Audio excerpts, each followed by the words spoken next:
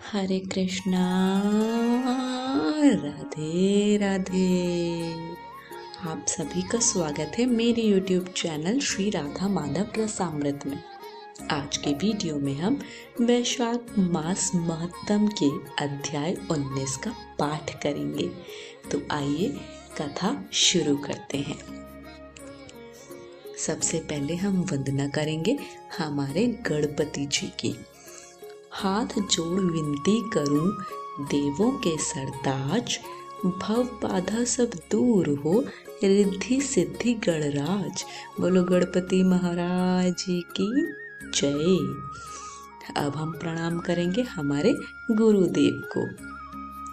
परम दया करी दास पे गुरु करी जब गौर, रसनिधि मोहन भाव तो दर्शायो सब ठौर। बोलो गुरु महाराज जी की जय। बैसाख के ठाकुर की जय। अब कथा इस प्रकार है। श्रुति देव कहने लगे कि वैशाख महात्म का फल और भी सुनो। पांचाल देश के राजा भूरियश का पुत्र पुरुष नाम वाला अत्यंत पुण्यात्मा तथा बुद्धिमान था। पिता के मरने पर वह राजा बना। वह धर्म पूर्वक पृथ्वी का राज्य करता था, परंतु पूर्व जन्म में उसने जलदान नहीं किया था। इस कारण उसकी सब संपत्ति नष्ट हो गई। इस प्रकार उसको बलहीन देखकर उसके कई एक शत्रु राजाओं ने उस पर आक्रमण कर दिया। बेचारा राजा परास्त होकर अपनी शिखनी राजा और कुछ धात्रियों के सहित पर्वत की एक ऐसी गुफा में छिप गया जिसका रास्ता कोई नहीं जानता था। राजा ने बड़ी व्याकुलता से वहां पर 53 वर्ष व्यतीत किए। अब राजा के मन में यह चिंता उत्पन्न हुई कि मैं जन्म और कर्म से तो शुद्ध हूँ। मैंने जन्म भी अच्छे कुल में लिया, परंतु ना जाने मेरे सब पौरुष कहाँ गए। मैंने ऐसा कौन सा पाप किया है जिससे यह घोर दरिद्र व पराजय हुई तथा वनवास के दुख सहने पड़ रहे हैं। इस प्रकार वह राजा अपने गुरु का स्मरण करने लगा। तब राजा के स्मरण करते ही 2 मुनीश्वर याज और उपयाजक नाम वाले वहां आकर उपस्थित हुए। राजा ने उनको देख सहसा खड़े होकर भक्ति पूर्वक शीश नवाया। वनवास से दुखी राजा चिन्ह से हीन वन के मार्ग को ना जानने वाला वह राजा थोड़ी देर चुपचाप खड़ा रहा और फिर रोता हुआ उनके चरणों में गिर गया। तब दोनों मुनियों ने पकड़कर राजा को उठाया। इसके पश्चात राजा ने वन के पुष्पों से विधिवत उनका पूजन किया।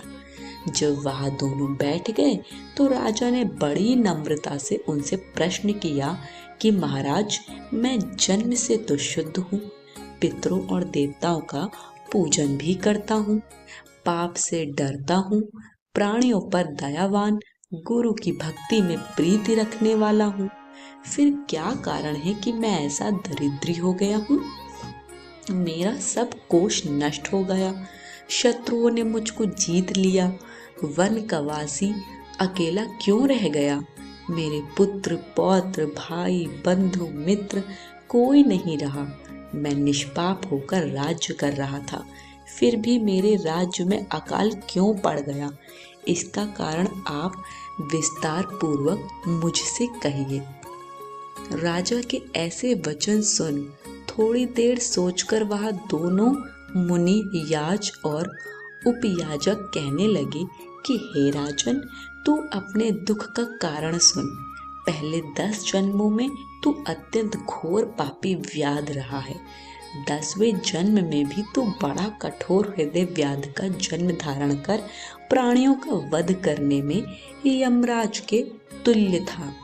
जब 10वें जन्म में तू गौड़ देश में था और अपने घोर बुरे कर्मों से लगा हुआ यात्रियों को निर्दयता से कष्ट दिया करता था, तो उसी समय धूप से व्याकुल 2 बड़े धनवान वैश्य और वेद वेदांगों को जानने वाले कर्षण नाम वाले मुनि वहां पर आए। सिर पर जटा, देह पर छाल के वस्त्र, हाथ में कमंडल लिए हुए उनको आता देखकर तू धनुष बाण लेकर उनका रास्ता रोक कर खड़ा हो गया। फिर उनमें एक वैश्य को मारकर तूने सब धन छीन लिया। जब तू दूसरे वैश्य को मारने लगा तो वह समस्त द्रव्य कहीं घास फंस में फेंक कर डर के मारे भाग गया। तब कर्षण मुनि व्याध के हाथ से मारे जाने के भय से व्याकुल हो मूर्छा खाकर पृथ्वी पर गिर गए। तब तूने गिरे हुए ऋषि से पूछा कि वैश्य ने धन कहाँ छिपाया है। फिर एक घड़े के पानी से उनके हाथ मुंह धोए और उनको मूर्छा न आ जाए इस कारण उन पर पंखे से हवा करने लगा, और मुनि से कहा कि जब तक मैं इस वन में सशस्त्र हूँ तब तक तुमको किसी बात का भय नहीं। निर्धन मनुष्य सदा सुखी रहते हैं तथा तुम्हारे फटे वस्त्र और टूटे बर्तनों को लेकर भी मैं क्या करूँगा। तुम केवल यही बताओ कि उस वैश्य ने धन को कहाँ छिपाया है। यदि ठीक नहीं बताओगे तो तुम्हें मार डालूंगा।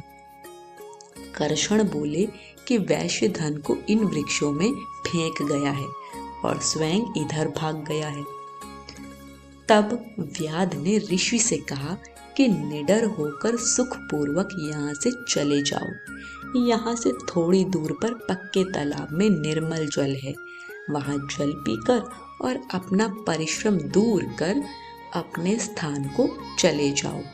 अभी राजा के कर्मचारी वैश्य का रुदन सुनकर तथा पांव के निशान देखते हुए इधर आएंगे, इसलिए मैं तुम्हारे साथ नहीं चल सकता। यह पंखा ले जाओ, इसकी हवा में कुछ गर्मी कम हो जाएगी। इस प्रकार तुम पंखा देकर गहन वन में चले गए। यद्यपि तुमने कार्यवश उसकी सेवा की थी, परंतु वैशाख मास की प्रचंड धूप में तुम्हारे द्वारा की गई सेवा के परिणाम स्वरूप तेरा जन्म विशाल राजवंश में हुआ। यदि तेरी इच्छा अब सुख, राज्य, धन, धान्य, लक्ष्मी, स्वर्ग या सायुज्य मुक्ति पाने की है तो वैशाखोक्त धर्म करो, तुमको संपूर्ण सुख प्राप्त हो जाएंगे। इस मास का नाम माधव मास है और तृतीया का अक्षय तृतीया। इस दिन तू तत्काल ब्याई गौ ब्राह्मण को दे, इससे तेरे कोष भर जाएंगे। छत्री के दान से तुझको राज्य की प्राप्ति होगी। विधिवत स्नान कर, माधव भगवान की पूजा कर, दिव्य प्रतिमा के दान से तेरी विजय होगी। यदि तेरी इच्छा अपने समान पुत्रों की है तो तू सब प्राणियों के हित के लिए प्याऊ लगवा। हे राजन, इन वैशाखोक्त सब कर्मों के करने से समस्त लोग तेरे वश में हो जाएंगे।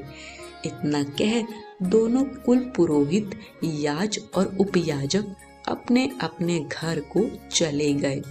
तब वहां महापराक्रमी राजा कुल पुरोहितों के कथनानुसार वैशाखोक्त धर्म और भगवान की पूजा करने लगा, जिसके प्रभाव से राजा ने अपनी बची हुई सेना को लेकर पांचाल नगरी में प्रवेश किया।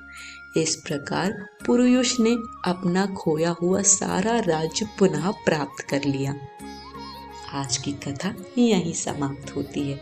कथा पसंद आई हो तो कमेंट बॉक्स में हमें अपना फीडबैक ज़रूर दीजिएगा और वैशाख में कोई ना कोई धर्म कार्य जरूर करिए।